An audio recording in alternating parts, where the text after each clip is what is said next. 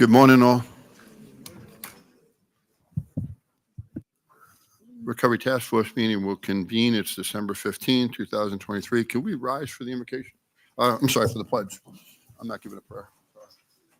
I pledge allegiance To the flag of the United States of America and to the republic for which it stands, one nation, under God, indivisible, with liberty and justice for all.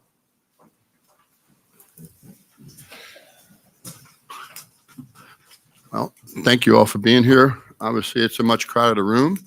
Can't thank the branch members enough for all your hard work, and it's an opportunity to, we'll go through a process of recognizing your hard work, your dedication to Lee County. I can't thank you all enough, but we'll go through that in a few minutes. And this should be their branch's last meeting I'm aware of. So again, can't thank you enough. Task Force, basically I'll introduce the minutes. Anybody have any suggestions, thoughts, comments, concerns? A motion on the floor. I have a second. Any other discussion? Anyone opposed? Motion carries unanimously. So the reason that we obviously got all together today, is this special meeting, and it's really just a body of work that we've done over the last 15 odd months.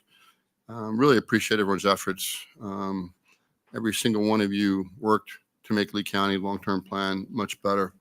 And as a token of our gratitude, today we'd like to give each task force member and a branch member a card, as well as a Hurricane Ian challenge coin.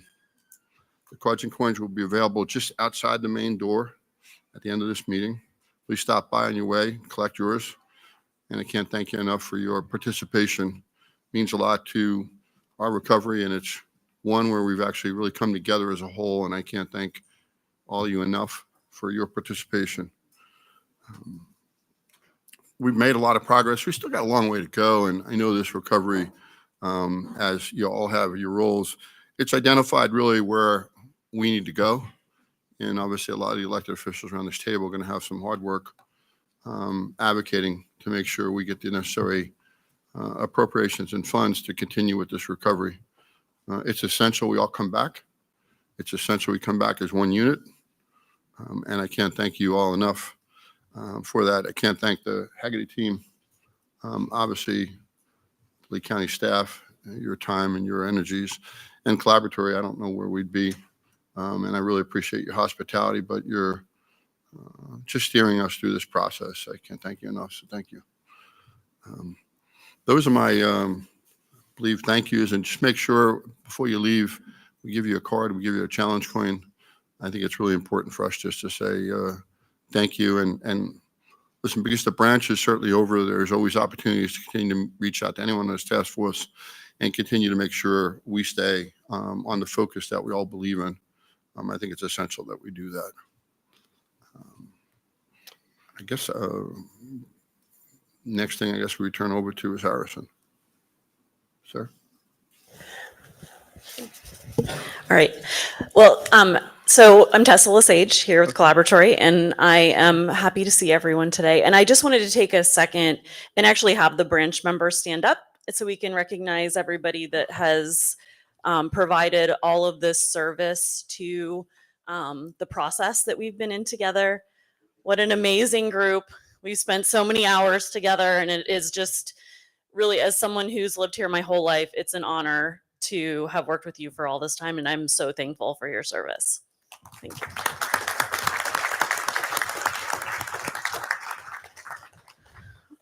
All right, so when I say we've worked together a lot, this is what I mean. I just want to take a second to acknowledge all of the work that has gone into this process.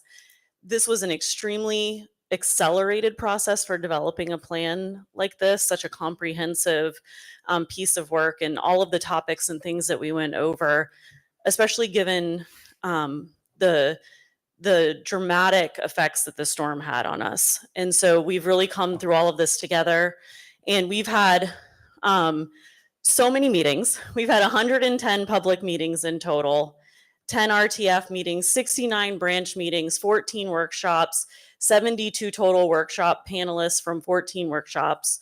We had we had 17 town halls throughout the entire county, and about 8,000 points of public input into the process.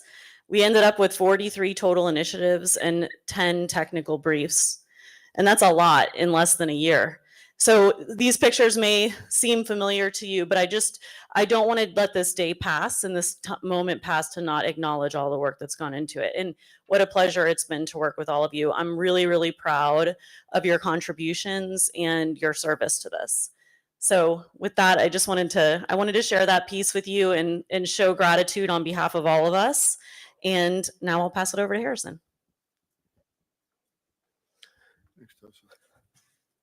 Thank you.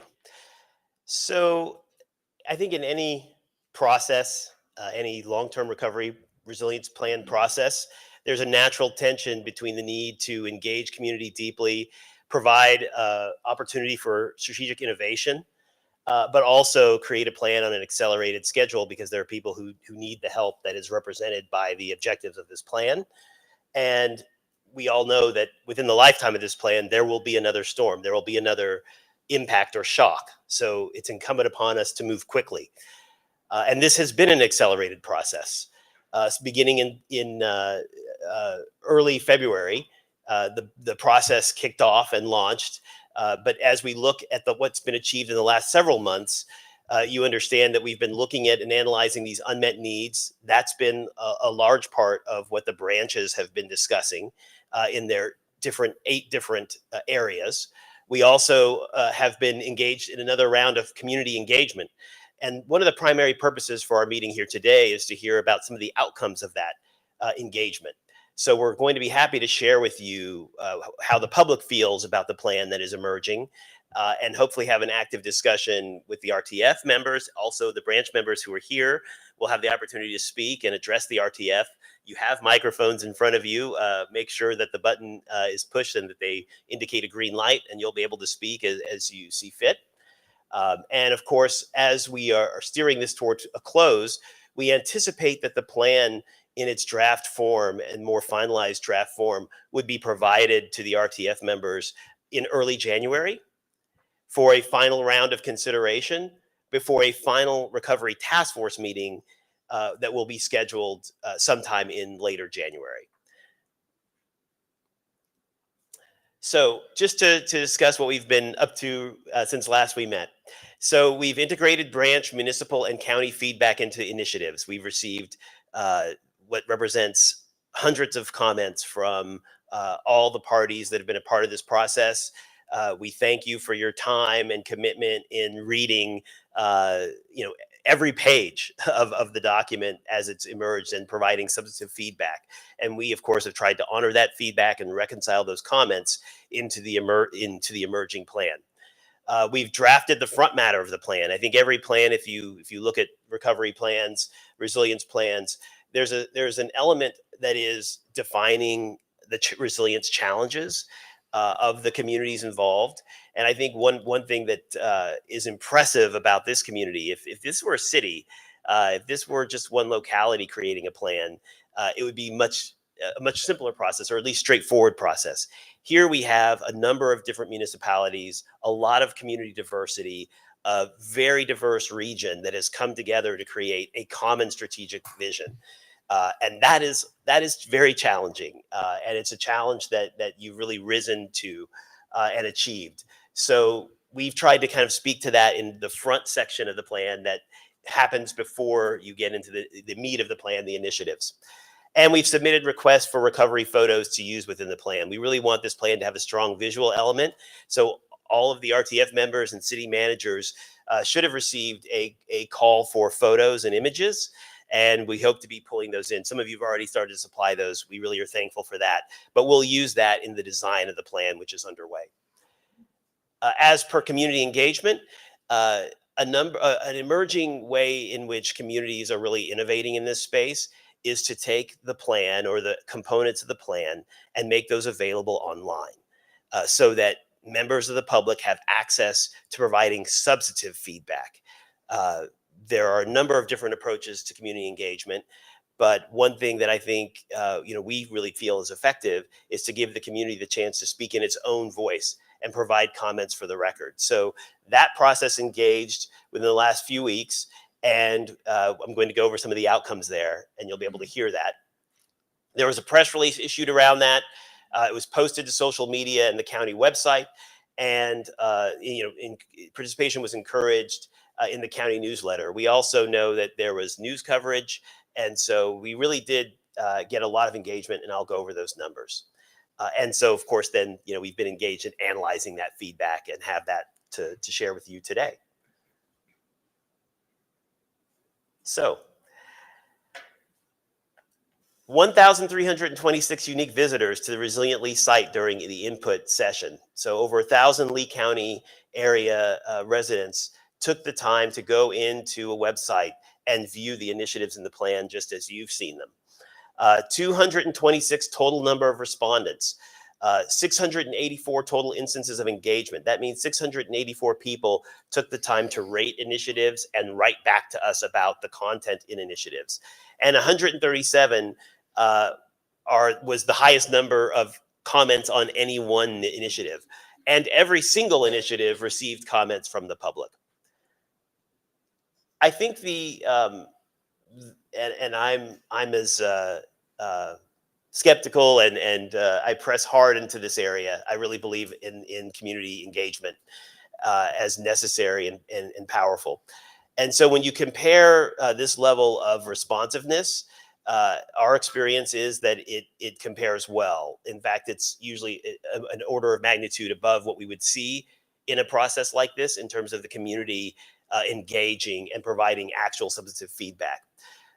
In that feedback, we see that the mode rating of community impact for the initiatives was 5. So every community member could rate each initiative on a scale of 1 to 5 for community impact. Will this initiative be meaningful to my community? So across the board, an incredible resonating responsiveness to that question. And then 4.12 is the average rating of community impact. So a big takeaway here is that the community spoke that these strategic initiatives that you've raised up, the branches you've refined as the RTF, have really been met with a high level of alignment from the community. So the highest rated most impactful initiatives in infrastructure, we have augmenting resilient energy infrastructure. So this is from the community standpoint. Where did they respond most heavily and rate most highly? Housing, affordable and adequate insurance, natural resources, reviving public education.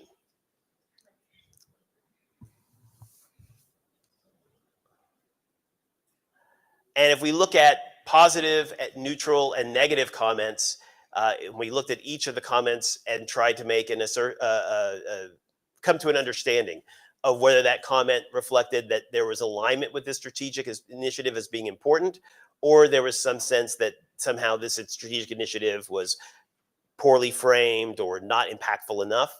The breakdown there is that 81% of comments were positive, 8% were neutral, 9% were negative, and 2% were unrelated. So again, 89% of comments expressed positive or neutral sentiment to the arc of the plan. 573 total comments received. Okay, breaking it down yet further, and I know the branch members will be interested in this. So the branches on the left-hand side, represented by topic area, the number of comments per branch broken down. So where was the primary focus of public comment? We see a lot of natural resources focus, also housing, infrastructure, all received many comments. The percentage of total comments are there, and then the average number of comments per initiative.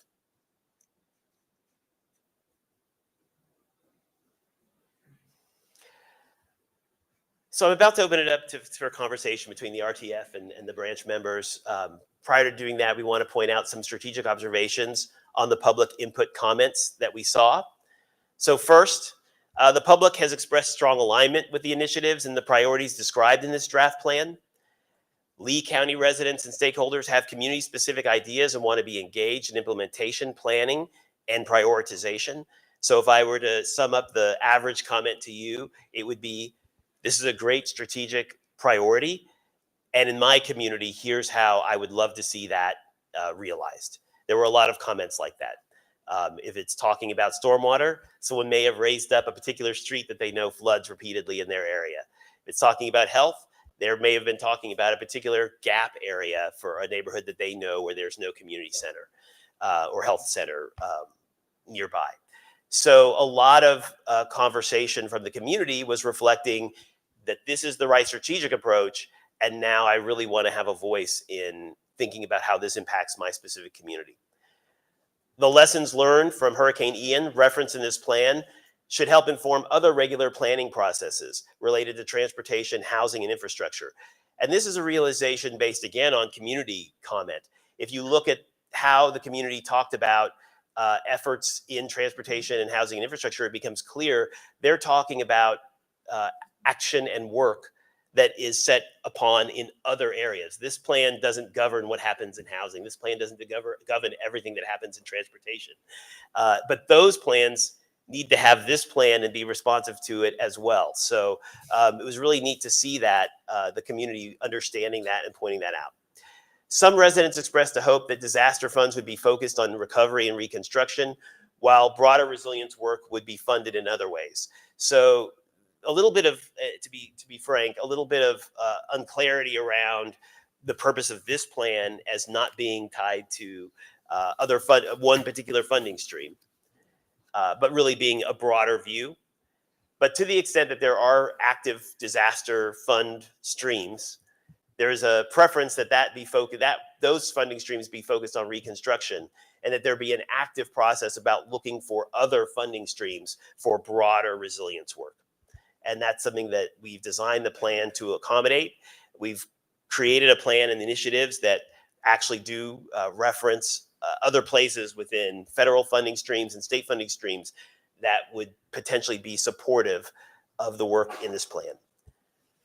So at this point, I'm going to take a pause and now open it up for the RTF members, the branch members to either reflect on or give their perspectives on any of this engagement that we've shared. Any discussion or questions?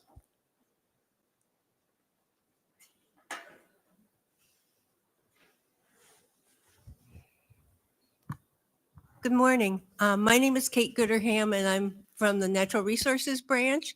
And it seems like we were #1 in comments, and there doesn't seem to be much discussion in here about natural resources. And it seems like from my 50 years of living in this community, that is the #1 reason people move here. It's the #1 thing that keeps people coming back. It's the #1 thing that tourists appreciate about the area, and yet there's very little said. So I think that one thing there, what we tried to bring today was information, and we'll go into a couple of areas where the community members spoke to wanting more or wanting to see more in the plan. But in large part, the comments were supportive of the direction of the plan. And I think in the space of natural resources in particular, it was about how that might be realized in their locality. So that was where those comments were focused. They weren't necessarily asking for the plan to do something different than the plan sets out. They're saying, yes, this is what you've pointed out is the right approach. Now in implementation, here's what I would like to see.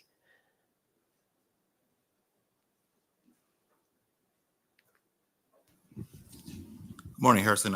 Trace McMahon, representing the city of Fort Myers. I just had a couple questions about the percentage of people that actually responded, 684, which from what it sounded like, was, I guess, above what we were expecting. There again, I fight fire for a living, but for me, it seems like that's a very low amount of participation, community involvement for a county our size. And so does that give us enough validation for the plan from a community aspect? as far as saying, hey, what we're doing here is aligned with their beliefs and their goals if only 684 people responded and gave feedback and comment? So I think that some of that relates to the natural tension between the need to try to provide as many opportunities as you can for community engagement, but also move this process ahead, and get a plan that is actively then becomes engaged in helping community members. There's no doubt that if we were to spend even more time, we might engage the community in a different way. I think if you look at this as a sample, and that the sample is tremendously positive around the strategic initiative approach, and the fact that many of the stakeholders represented by the branches have their own connection to community as well, it indicates to me that this plan is in the right direction if I compare that to other planning processes that move ahead on, frankly, even less community engagement responsiveness.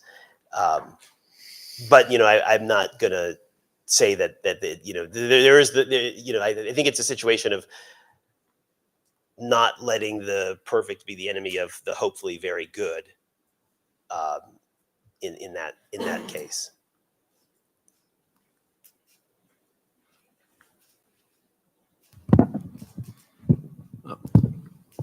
Ryan Lamb representing the city of Cape Coral today. I think this is important for us to kind of go back and talk about why this group started. As we look back at post-storm, I know working Commissioner Wayne, talking with some of the counterparts what they saw in the Panhandle after Hurricane Michael, and seeing the impacts up there and how do we come back together as a community. I think the goal was, and correct me, but was to create a common vision for recovery and resilience. We don't want to run in 100 different areas, with all the unique areas of Lee County, the different facets, whether it be law enforcement, school district, all these different areas of how do we do this together and how do we have a unified plan that at least sets that framework forward for us. We all love where we live, and we want to see it come back to where it was and even better. It's important as we try to get that feedback from our community, but like you said, also accelerate a plan as we prepare for this next step, going through those initiatives, seeing what those things are that are important, and they have a different application in each one of our different areas. And so it's certainly, I believe, not done. We all know that. And so this sets us up for that next turn of the page, the next chapter here, as now some of the hard work starts of getting into those individual projects and funding availabilities. But now there's a background for knowing what's important to our community, knowing that what the city of Cape Coral does, works with the school district, works with Lee County, with the city of Fort Myers. So just want to throw that as a framework that this gives us that backbone so that now as we get into those individual things, we can try to work together on those things that are important to us. Thank you.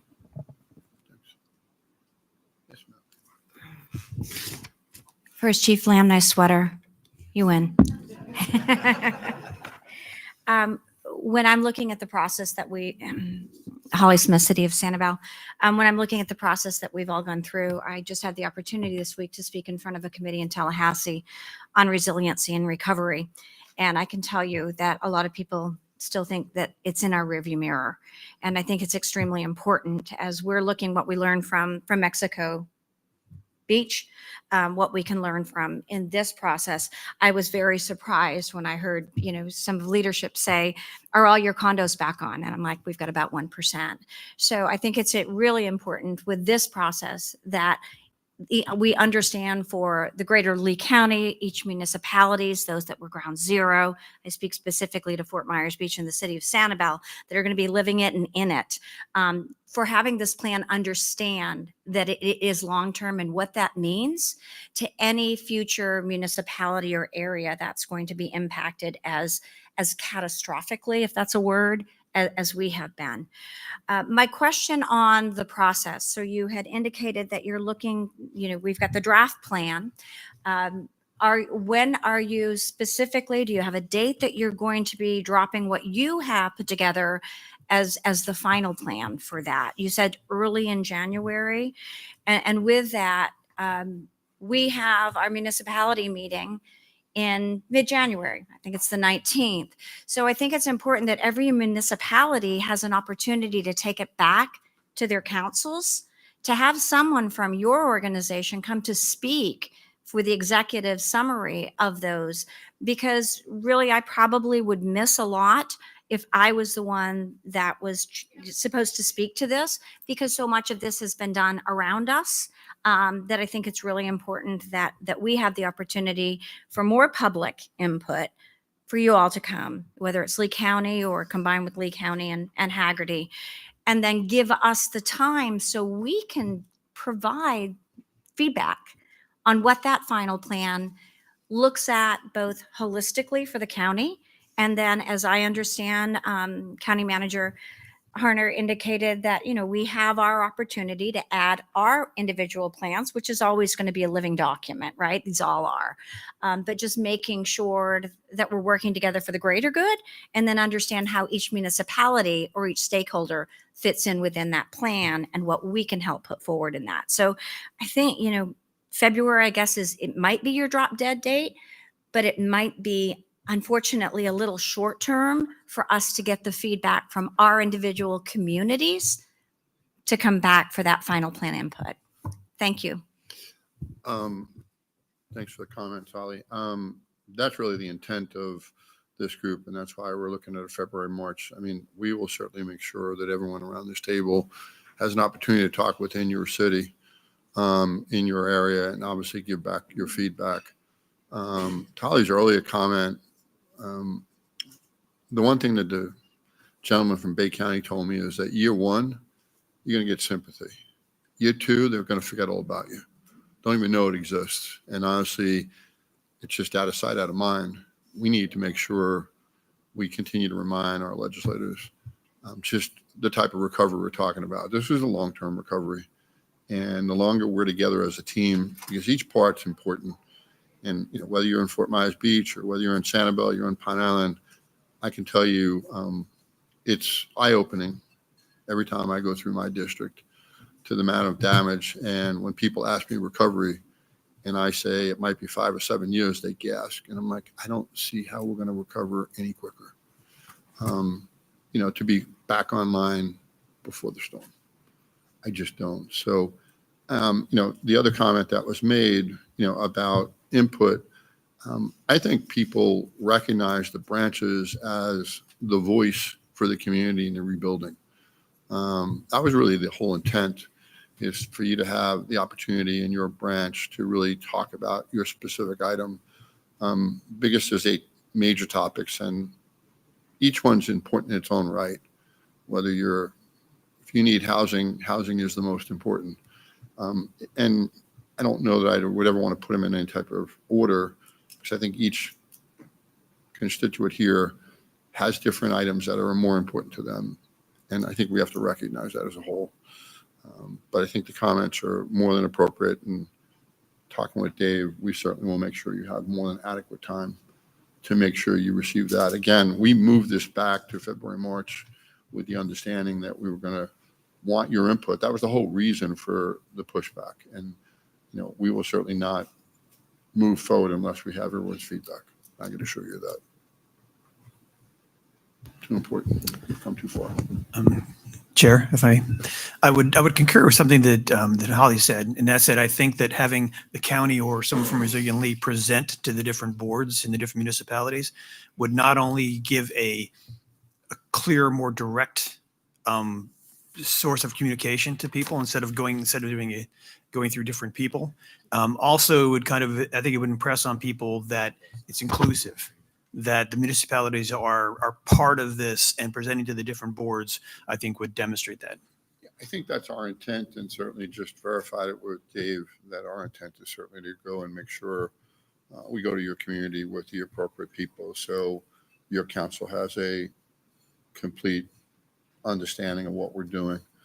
I don't want anyone to feel the burden of trying to explain that yourself, because listen, there's been too many key players in this and too many people that have had key roles. So we will certainly make sure we bring the resources to explain this in the most comprehensive way we can, and obviously get your feedback.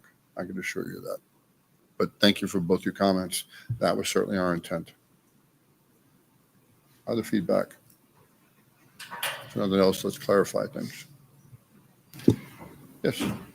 Just one follow-up, Chair. When I go back to, I think it was slide 14, under economic recovery, the number of comments, 2%, that kind of surprised me because I think our recovery is fully on what it means economically for our entire county. So that was just a little, and I don't know, the basis of what those comments were, but to me, that's at the top of our pyramid is our recovery economically.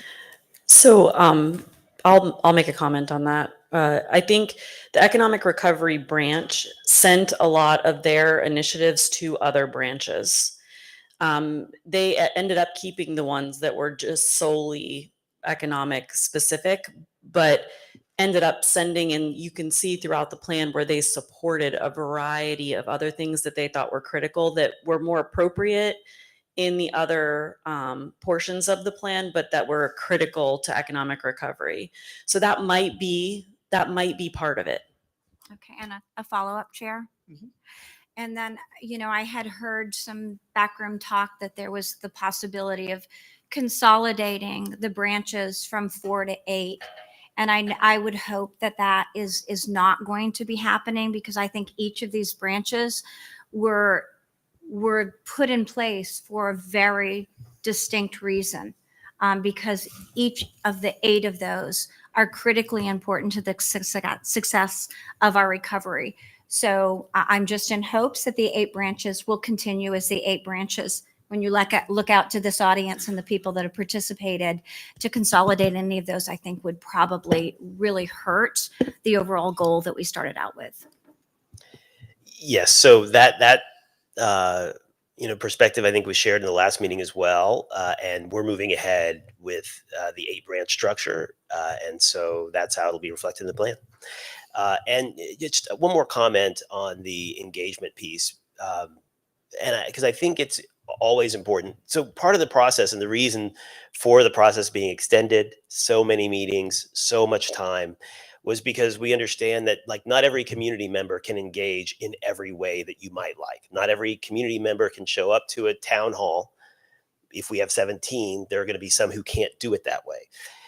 Not every community member could engage us online, but if we provide an online portal, those that can do and will.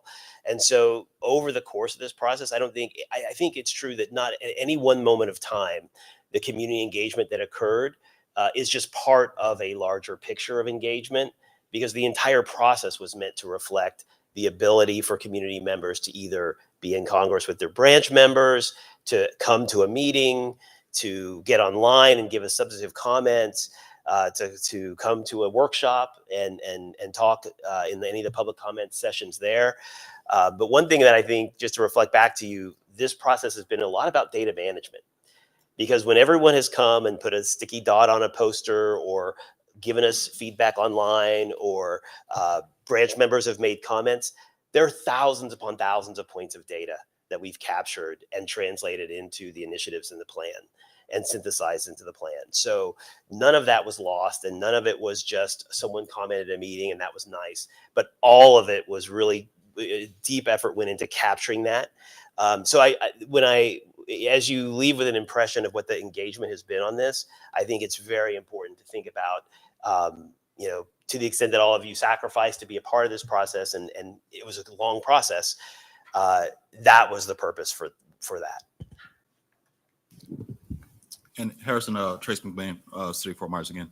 So with the feedback maybe from the municipalities, other different groups, and everyone who's actually commented prior to the public feedback, now we have public feedback that's actually commented, given input. What deviations, if any, have been made to the plan based upon those type of comments, if any?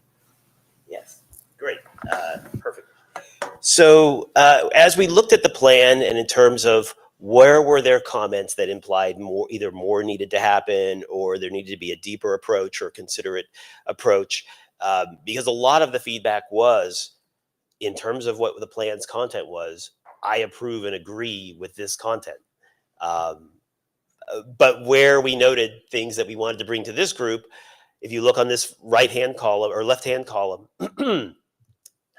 there are a couple of items. So promoting residential input in housing programs and new development. There is a definite string of comments from the community that was about really wanting to make sure that as housing programs are developed and designed, the public is engaged in that going forward, not just at this point, but in the future. So there are a couple of initiatives that have that element within them, supporting regional housing coordination, coordinating housing programs and services.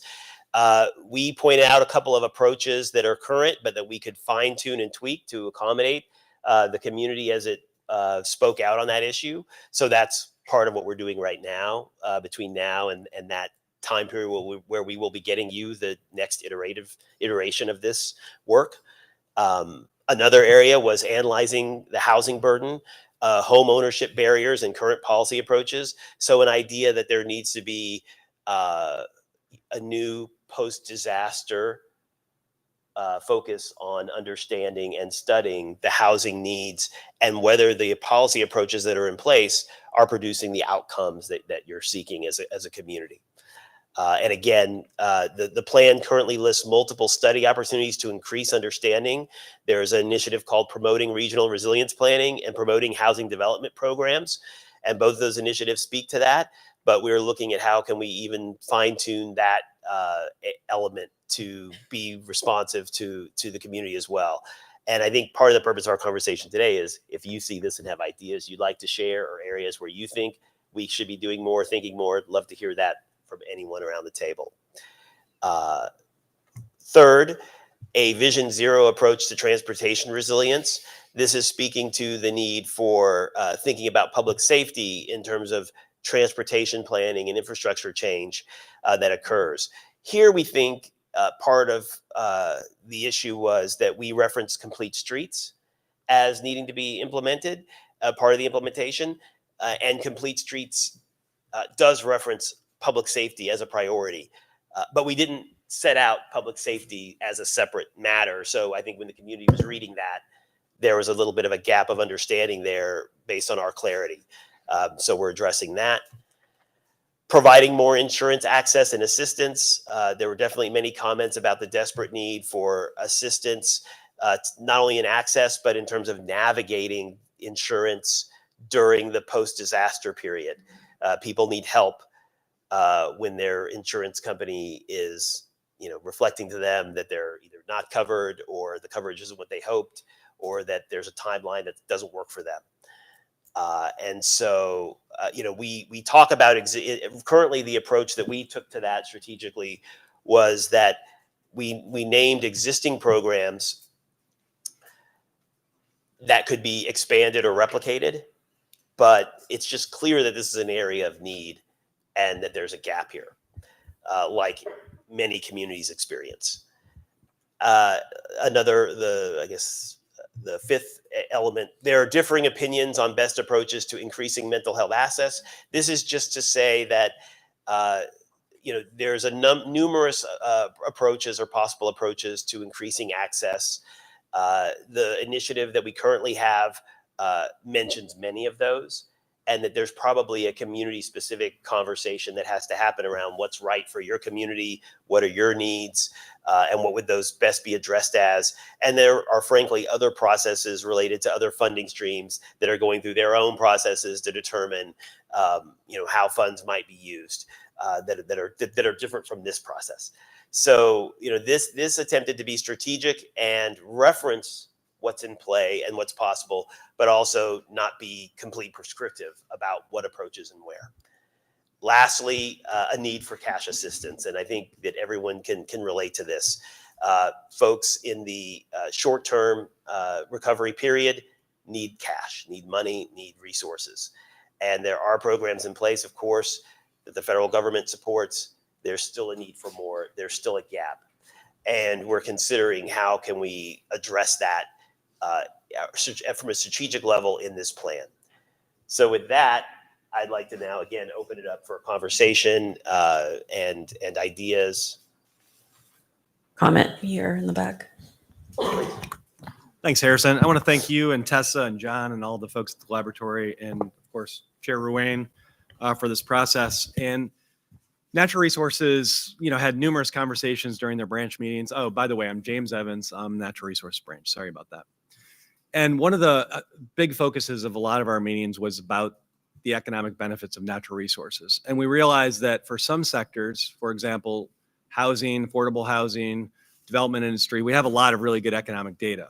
So we know what the return on investment is when it comes to development, but we don't necessarily know what the return on investment is when it comes to our natural resources in Lee County. And that was one of the things that really put, in our opinion, natural resources, on an unlevel playing field when it comes to evaluating the benefits of natural resource protection, the benefits of natural resources when it comes to making our communities more resilient, and the benefits of allowing our communities to recover after an event like Hurricane Ian. So we strongly recommended that some type of economic analysis be done, and I believe the collaboratory has taken upon themselves to do a study. But that, unfortunately, without having that economic data for all of the various sectors that we're evaluating here, it really puts some of those sectors at a disadvantage when it comes to policy that will be adopted by the Board of County Commissioners, and how we invest the limited dollars that we get from either state or federal agencies when we reinvest and make our communities in Lee County more resilient. So I do think that as we move through the process, we need that economic data to make sure that we do a full and transparent evaluation of where we should be investing in Lee County.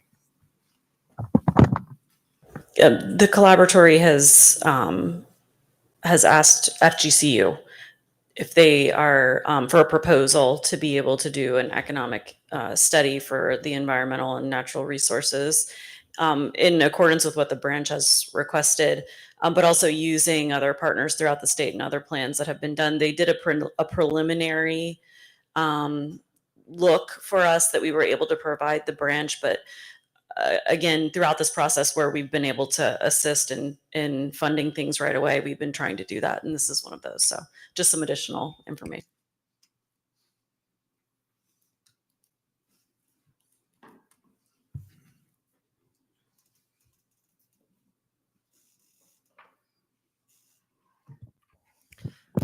Good morning, Diana Giraldo with the Housing Branch. So it's a comment and a question. As we look at this plan beyond the recovery is most importantly, that's the number one thing we're trying to tackle. Because my question is on the resiliency, right? How this plan comes together in a very system way and how it trickles down to the municipalities, because policy and how this gets implemented in the long term is one of the concerns of many of us in the branches and the community as well. So I just kind of have some questions about how all of this is going to come together for the long term and how we are aligning this plan, not just for the county, but with all the municipal areas beyond the recovery money.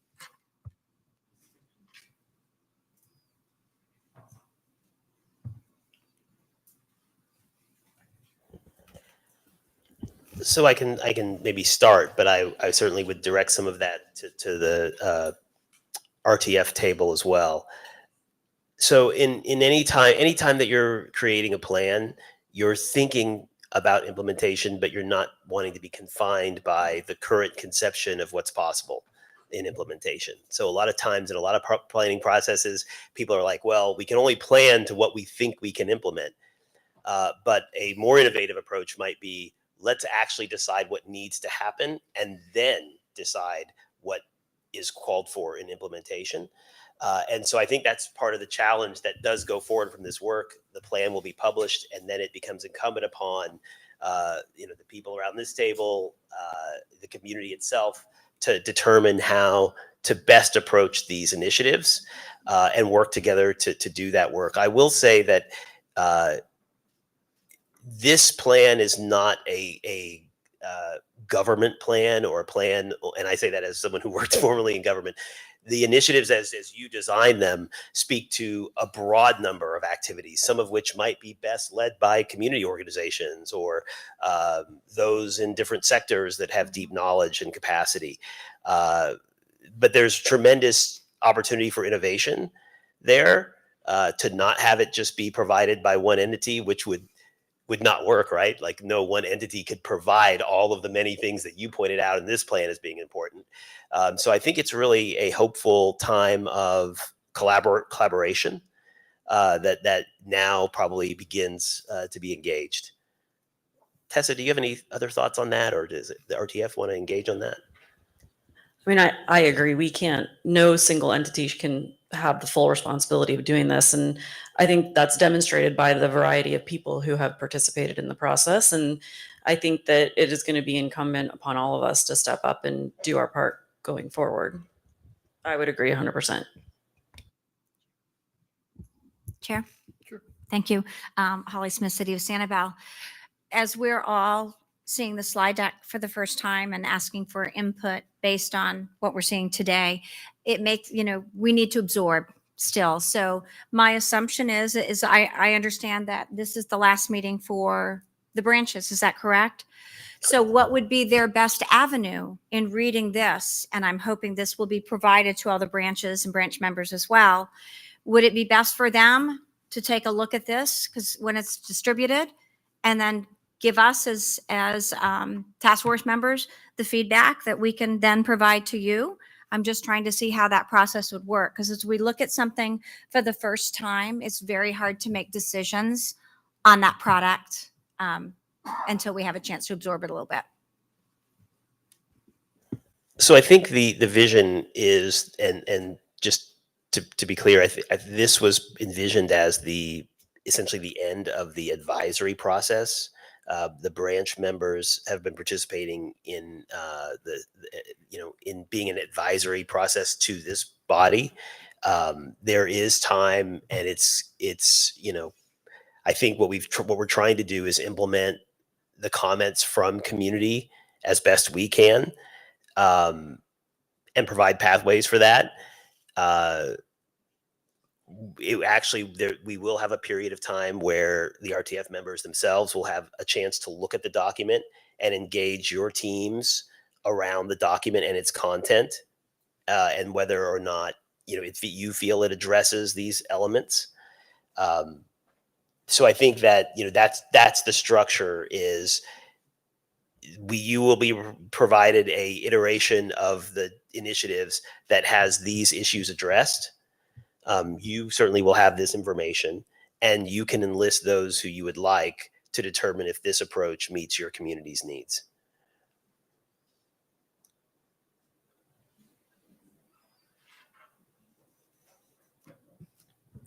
Chairman, when I look at the branches and this being their final meeting, I'm not sure that's the right approach. I think we have some very dedicated and knowledgeable people that are sitting back here. And I think as we start to finalize these plans, at least from my standpoint in the village, I would appreciate the input and the dedication that they've already put in to help us review this and make comments, because at my level, I don't have all the details. I may get it, but where should our priorities be as we get in there? And I don't know what the normal process is where you've worked before, but it seems that we're not, in my mind, ready to abandon their input, their feedback, and their ability to help us implement the proper projects moving forward. So I don't know if that makes a strategic change in there, but I'd be interested in your comments on that. Hi, this is Mary Beth Saunders. I'm with the Natural Resources Branch. One of the things that I think that we do need to plan is to keep the resilience of the plan itself and how that looks over time. So it's very nice to make a plan and have the idea. And, the first year we are looking at the plan, maybe the second year it gets dusted off and looked at, 6 months down the road. So we do need to have some type of method to keep the resiliency of the plan itself and keep that moving forward. Good morning, John Lai, Economic Recovery Branch. And I just wanted to say, to echo what everyone else has said so far, our Chamber of Commerce has engaged FGCU to do an economic outlook for City of Sanibel and Captiva. And we would love to have that data to be able to submit as we progress with this plan. And I feel like if we shut this down now, we're missing out some important components that could be relevant to how we shape this.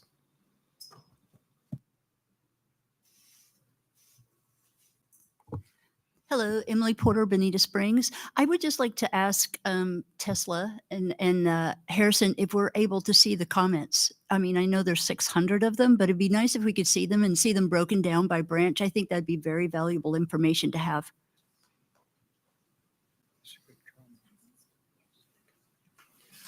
I just trying to picture exactly where we are. We sort of started out at, as they always say, the 30,000 foot level, looking at the big picture. And it looks like when we had the preliminary draft proposals, we're down to like 15,000 feet. And hopefully when it's presented to each of the municipalities, we'll be down to about the 5,000. And then after they go back and get all their final input, I think we'll finally be at ground level. So we're just at that 15,000 right now, you know, and I think some people might be thinking we should be further along or whatever, but I think it's just a reality check where we are. That's all. Trace McMillan, City of Fort Myers again. Oh, I'm sorry, someone, yeah. I think for us, and maybe it's too much to ask, just kind of echo some of the things that Holly, some others have said. As we continue to go through February, which is just a short time away, February is not far away. I think from a City of Fort Myers, we would request that maybe the branches still be utilized, that they still be a part of the process, because I think part of the process as designed was to be able to take this group as a task force and take the branches as an auxiliary group with specified knowledge to be able to help us.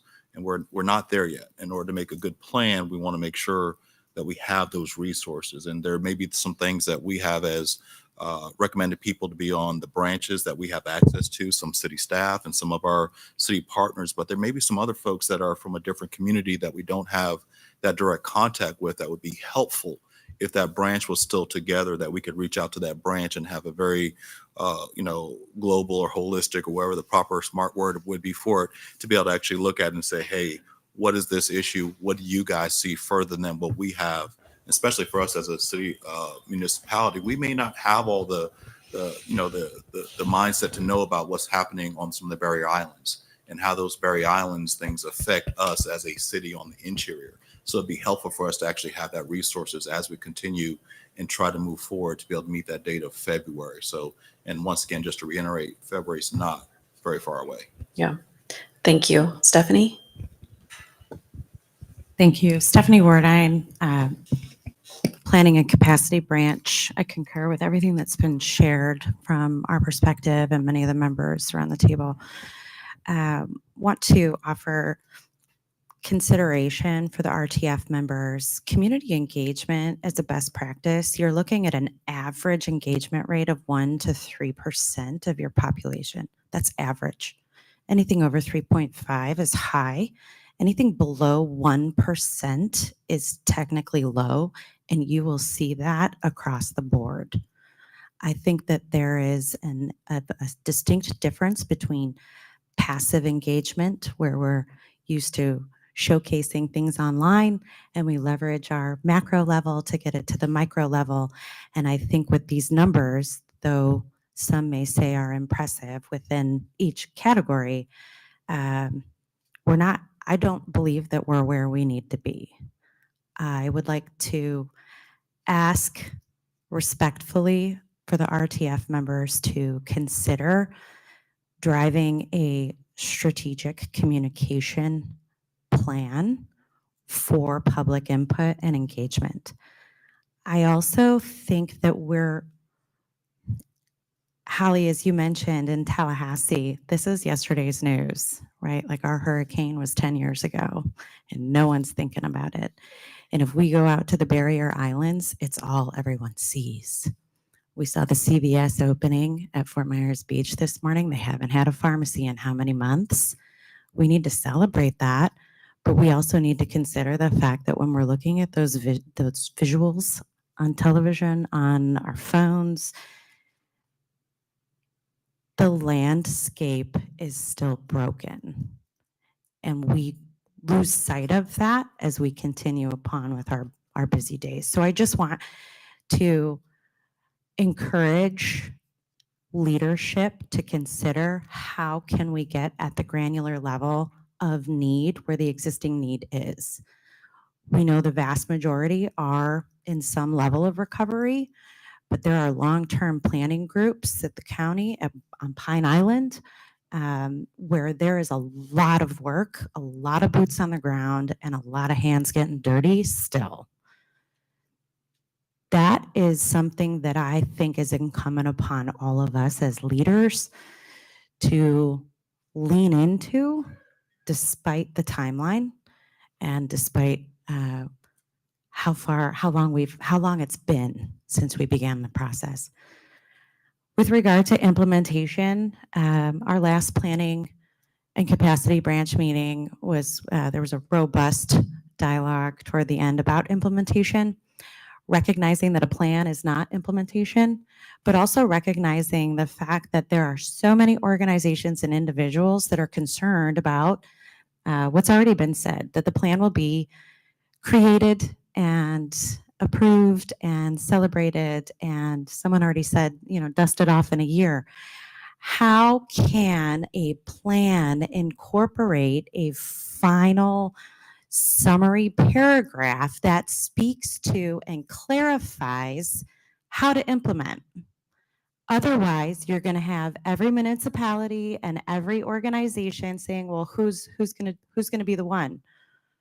It can't just be the county. It can't just be collaboratory. It can't be the United Way. It is all of us together. But I continue to hear feedback from others that the concern is no one's going to want to take ownership, and everyone wants to see it move forward as collectively as possible. The final piece, I'm sorry, I'm glad we don't have a timeline. My 3 minutes are way over. We had an aggressive timeline if you But don't remember. aggressive, yes, aggressive. The conversation about our branch meetings, if this is our last branch meeting, utilizing the branch members to continue to support.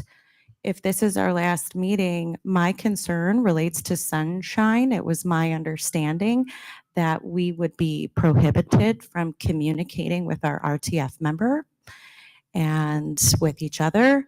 And I would like, if this is the last meeting, clarification legally as to what is within bounds and what isn't, so that we don't have any missteps for the betterment of our community. On that note, I would fully support the continuation of the branch meetings. But thank you. That's all I have. Thank you. Next.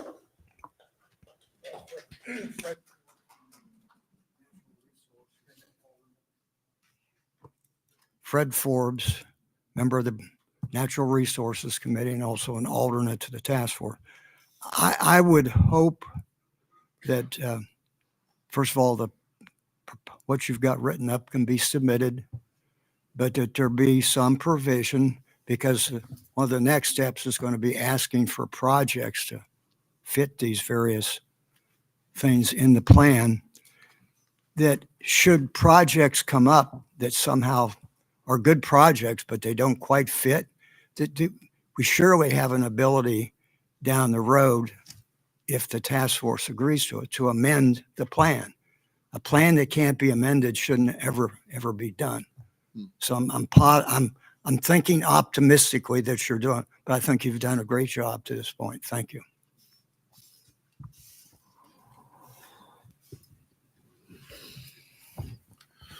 Some observations. First and foremost, whether the branches have a meeting or not, we're going to continue to look for your support and your input. When you look at a timeline, if we roll this out in sometime in the middle of January and allow the municipalities and the different people around this table to take it back to their group, I don't necessarily see a period of time for maybe January that there's a real need for the branches to continue, because there's not a real assignment that we can give them. But I don't see them leaving. The fact that we're not meeting together shouldn't be an obstacle. The other clarity I need to do is that Sunshine exists with members on this task force. It doesn't exist with a branch member talking to me directly. There's no violation of Sunshine whatsoever to talk to any task force member if you're a branch member. Sunshine actually has applicability with us on this task force. That's where it is. So just for clarity purposes, we want to use every resource. This is a recovery that until we adopt a plan, I've always envisioned this recovery being Lee County's recovery, and every piece of Lee County is important. So I don't see any of that going away. The formality, may not necessarily be a meeting in January, but I think as you go through your own process, there'll be questions that'll come up, whether it's housing or infrastructure or natural resources, and you'll lean back into the resources that are available to you for clarity and for whatever insight you might need and or implementation, how you envision it. So I'm not necessarily saying that the branch's responsibilities are over. I don't know in January what exactly they would do as a meeting per se, because it's really an opportunity for this task force to take the plan back to their group and try to then get input and see where we are in February and March. That's the way I envision this, but I don't want anyone to think that we don't need the resources that are available through the branches. And I envision talking to you no different than I have the last 12 months. That's the way I look at it. That make sense? Sure.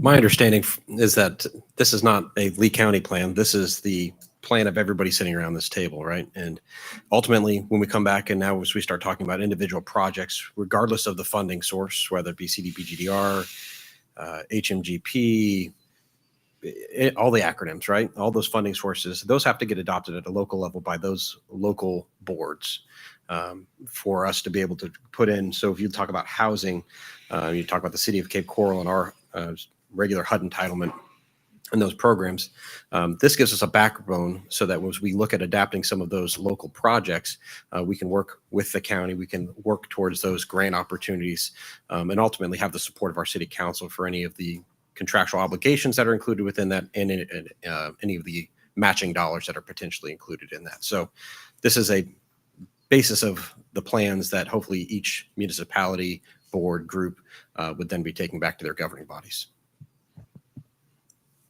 And if I may, I would just kind of further that is that I think that implementation is a really important part of this process. And I know that there's a lot of very qualified people in the branches that I'm sure will find a role as this moves forward. And I also think that probably with the public feedback, it's still a little bit abstract to probably the general public. And that once there's a project in people's neighborhoods that are going to affect them, then I'm sure you're going to hear a lot more input from the public at that stage.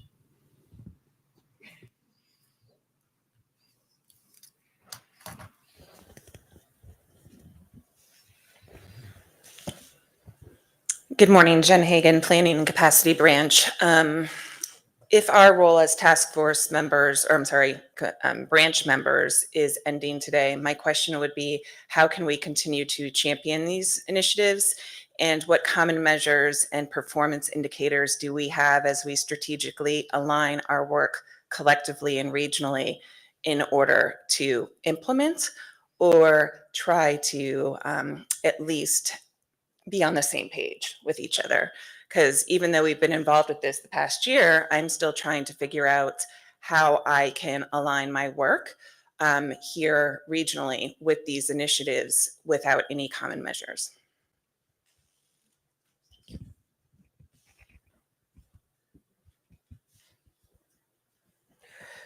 So a conversation around metrics and did occur, I think, in several branches. And again, I think this is a place where it would be more straightforward if we were dealing with a municipality, if we were dealing with one place. In a community with so many educational institutions and research centers and so much ability to kind of think about data, I think we felt like to set out metrics at this point would be to give that short shrift and would set out metrics that would not be well considered enough. And that there was really going to be a need that at the implementation phase, those that had come together to try to implement would, as a first order of business, think about what are the ways to measure, what are the KPIs, and really do that in a deep fashion. It was, can you do that process while you're indeed trying to understand even what is the strategic objective? And we felt like, no, that would be too much of the research phase happening now. So I think that that is a first order of business that would happen in implementation. I just want to reiterate, our part of this process, we are servants of this community. So, I want to give complete respect to all of the feedback shared, and know that we'll be working with, the county, the RTF, others to kind of figure out what is the shape that can best integrate the skills and knowledge of those that are in the branches and their expression that they'd like to continue to be involved in a fashion. The RTF members who've expressed that they would like to be able to rely upon the expertise of the branches will certainly be a part of a conversation around how can we best facilitate any of that to happen given the timeline, et cetera.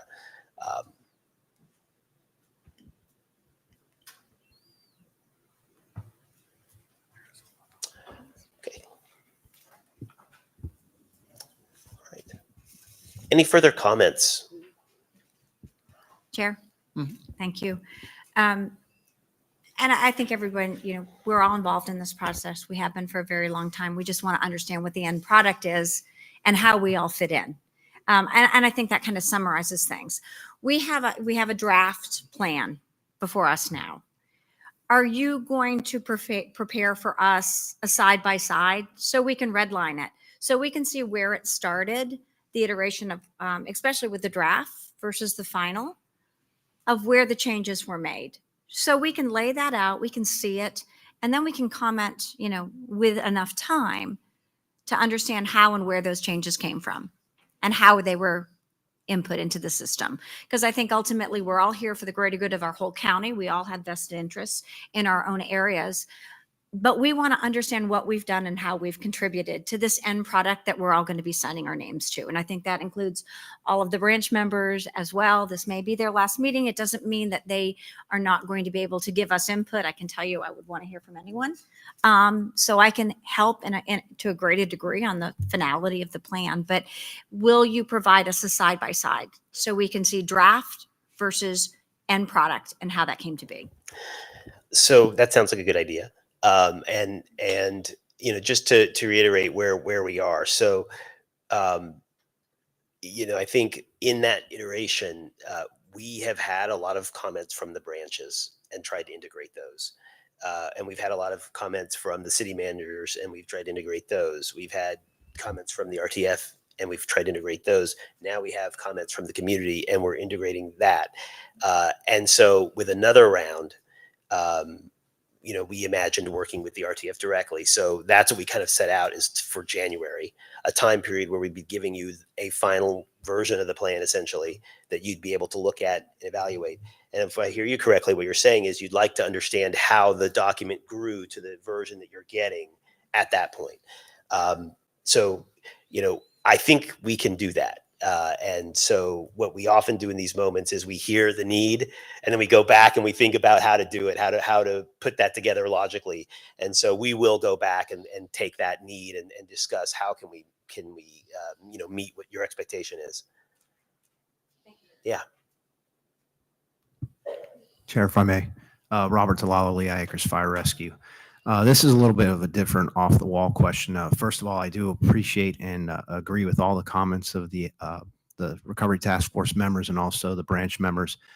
Throughout this entire process, we've kind of modeled Bay County and their plan, and also Hurricane Michael, which is several years previous to us. So I'm just curious, what have we learned from their plan? Where's their plan in this timeline and implementation at this point right now? And how do we stand with them? And I started my career in Bay County. I know Bay County very, very well.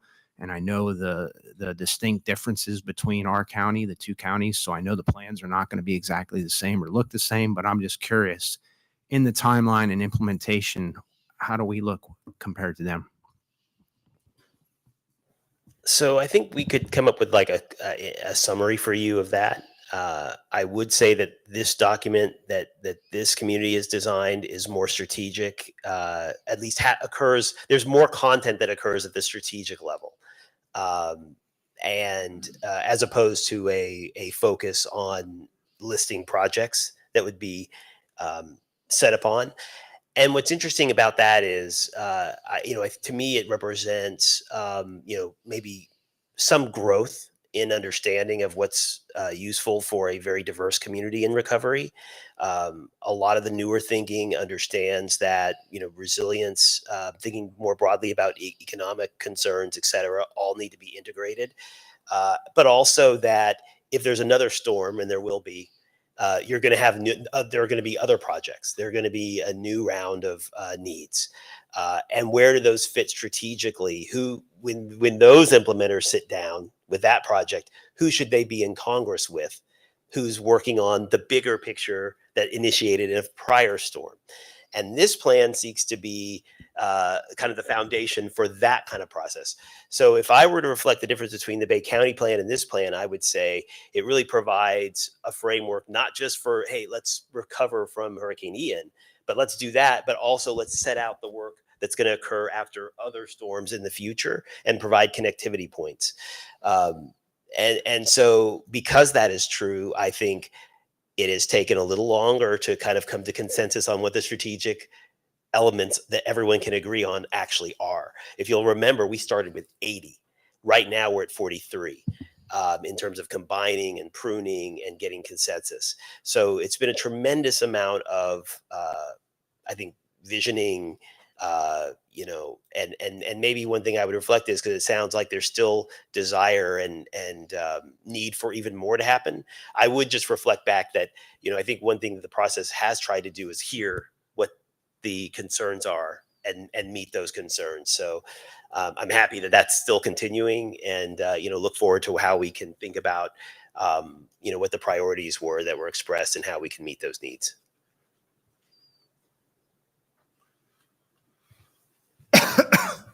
I can recall when Bay County came down to the EOC and had conversations with them. But really, the elements of this is common through every disaster, I think, that has occurred, whether you want to look at this or Sandy. I think the difference is we're further along in our recovery process, just from putting a group together to our initiatives to the resiliency measures we've already implemented. When you look at the bridge work and different aspects of transportation that we're working on, there's not a project right now that doesn't have a resiliency component to it that I think if you ask Michael, they didn't have that. So, I mean, we're building things back much different than they did. We're so much different than them in many ways. But the elements of the plan, whether it's FEMA with 8 branches, the elements are all the same. It's really our implementation, the initiatives we move forward and continue to, help us recover. I think what this group has done is realize that we need to come together as a whole, and we try to complement each other as best we can. When I've gone up and testified, no different than Holly, you talked about resiliency. My comments have always been on the whole. It's never been about a particular city. It's always been about the whole, to try to understand what our needs are and making sure we implement those. And I think the resiliency component, when I look at Michael and I look at us, that's probably the biggest difference I see between the two. We've implemented resiliency measures that I know for a fact that Michael didn't. And I think every storm you continue to learn. But the basis behind this, even writing a plan, I mean, we're so much further along in where we are in our process. And I think this will be a document you'll continue to learn from. I don't know that anything's ever really in ink, if you will. This is going to be an evolution of this document. I can't stress enough the branch work that's been done. And I do envision the next couple of months a lot of feedback, because I talked to several branch members, and I want to make sure that when you all go back to your city or your group, that you understand what the needs are, understand what your feedback is, and making sure we come back here and implement those and or enhance those and or change those. That's what I envision. So we're still a little ways off, but January will probably be more of a absorption for everybody. I think you need to understand this, and your dialogue amongst your teams are going to be really essential. And I think part of the team dialogue will certainly be to tap branch members. I think they'll just have a different role. It won't be as organized, but I think, they'll be constantly tapped upon throughout members of this community and this task force. I don't see how they're not. I'm good.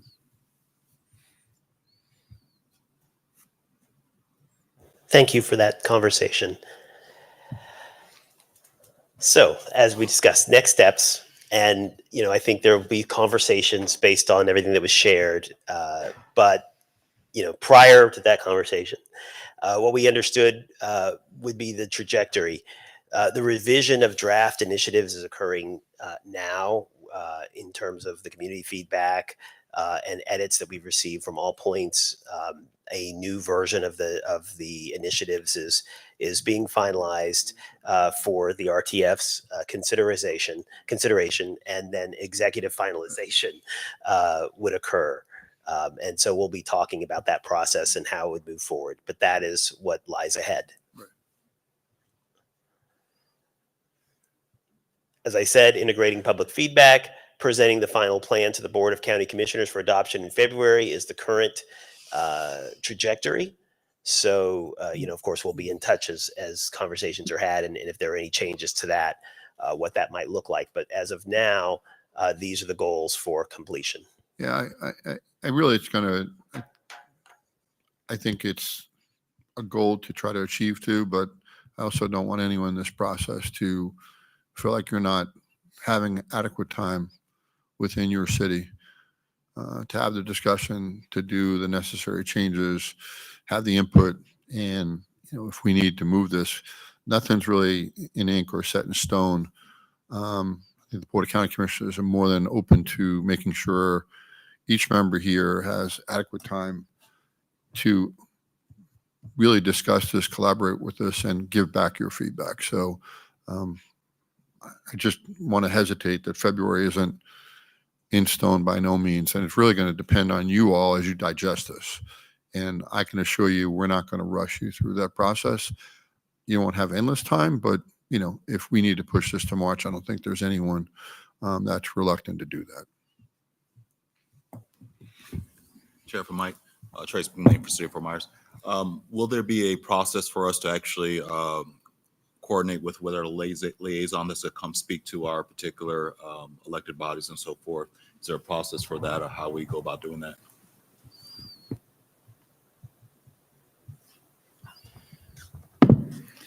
Yes, we're currently meeting with all the city managers, so we will coordinate with the city managers, and any other entity, hospital that would like something, you can call me directly. Excellent. Okay. With that, I would just ask if there's any further discussion or questions. Once again, Trace McMillan for City of Fort Myers. Sorry for all the questions, but is there also going to be a opportunity for each particular RTF member to possibly see some of the more drilled down drafts that maybe a different place has? So this way we can compare.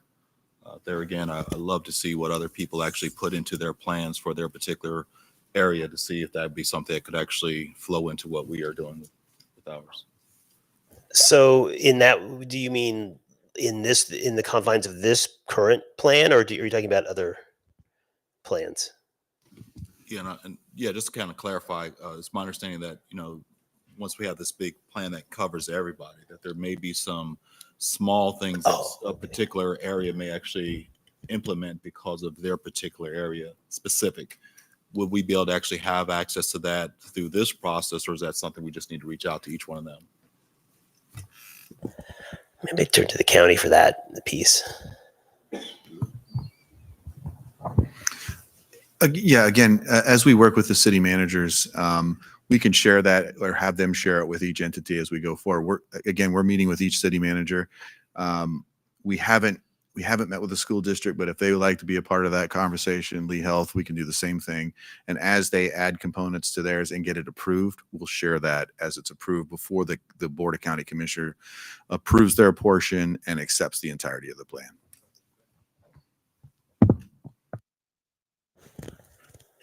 Okay, other discussion, questions?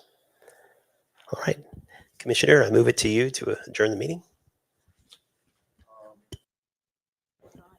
Adjourn to public comment, I mean.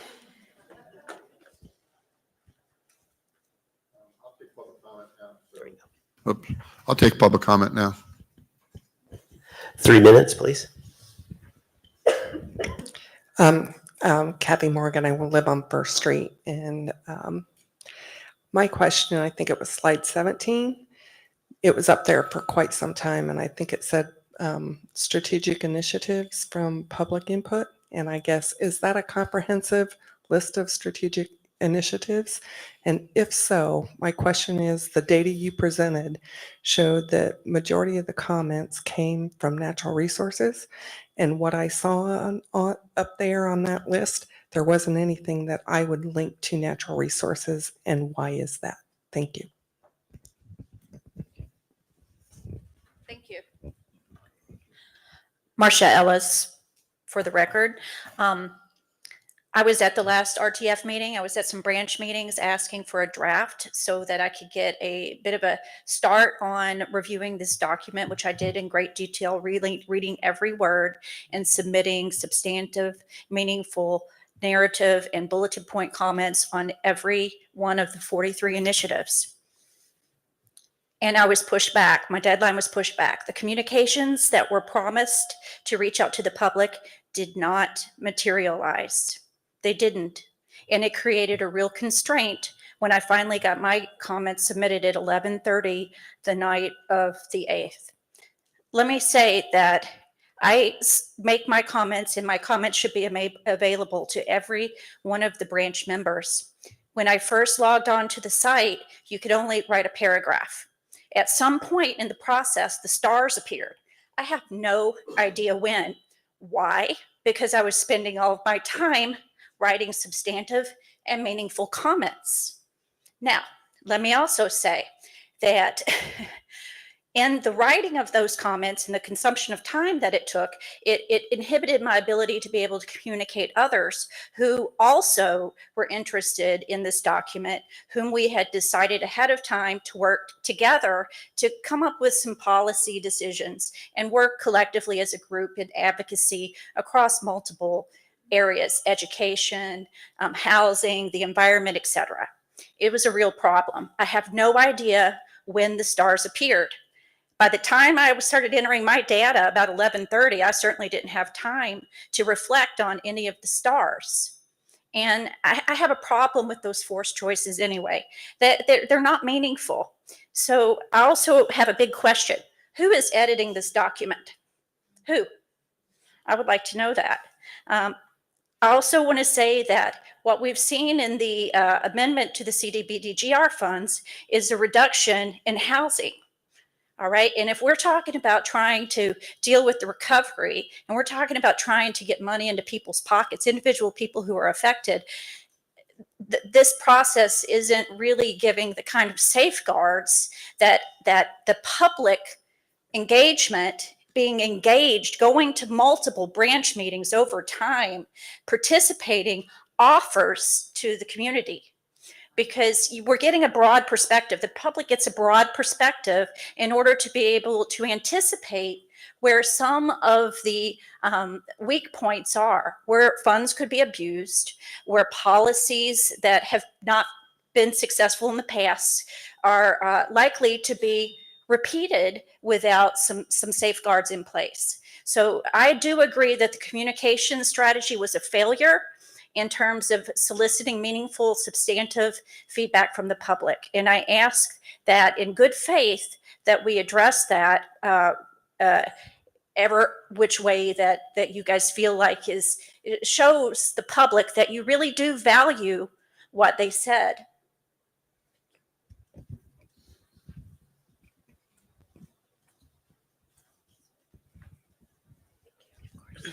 Good morning or good afternoon, everybody. Jessica McElwee from the city of Fort Myers.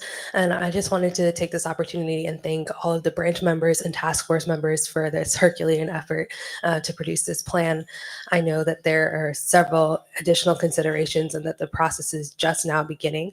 And so for phase 2 with implementation, I would urge that with the funding opportunities and indexes and appendixes that are being produced as an opportunity for this plan, that maybe some sort of living dashboard be considered. As we've said multiple times, that this plan is a living document that will continue to be amended. And as someone who works with grants every single day, the funding streams are always continually changing. And so I would invite that perhaps a funding dashboard similar to DOT Navigator or the local infrastructure hub be developed as a part of phase 2 implementation. And perhaps that's something that is allowable under planning funds through the CDBG-DR dollars, which are not all encompassing of every single initiative that will be considered through this plan, but perhaps can be a jumping point for additional funding consideration to be considered as we proceed with these plans.